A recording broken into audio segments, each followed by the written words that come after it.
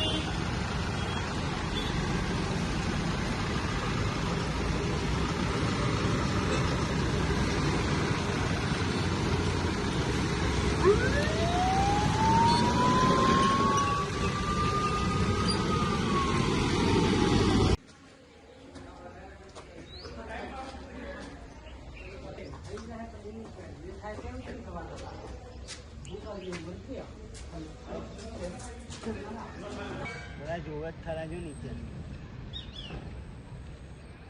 હવે વન વિભાગ જવું પડશે।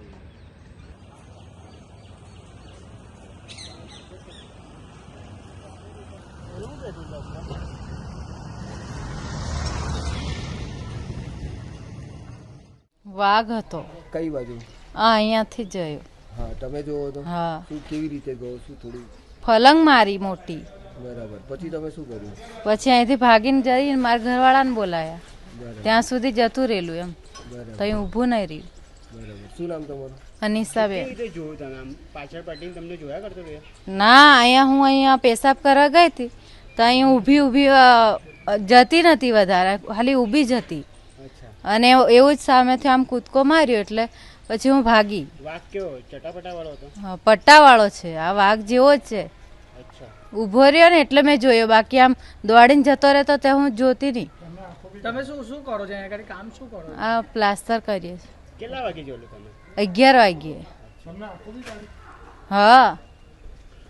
શું નામ તમારું? અનિસાબેન।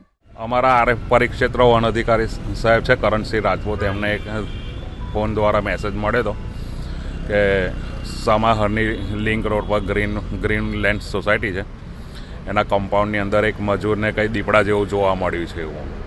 પણ અમે ત્યાં આગળ જઈને હમણાં તપાસ કરતા મજૂરનો જે અમે એમને ફોન પર દીપડાનો અને એનો ફોટો બતાવ્યો તો એ દીપડાનું ના પાડે છે અને કે અહીંયા આગળ વાઘ છે એવું કહે છે।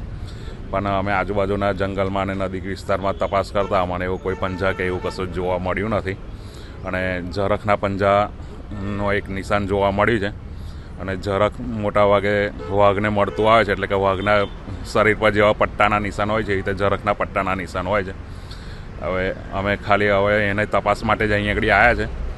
ત્યાં તો તપાસ કરી છે, પણ અમારે બીજો એક મેસેજ એવો છે કે ક્રોમાના શોરૂમમાં દીપડો ભરાયો છે, એટલે અમે ત્યાં આગળ તપાસ કરવા માટે જઈએ। અચ્છા, આ ઝરખ પ્રાણી છે તે માનવને નુકસાન કરી શકે કે કેમ?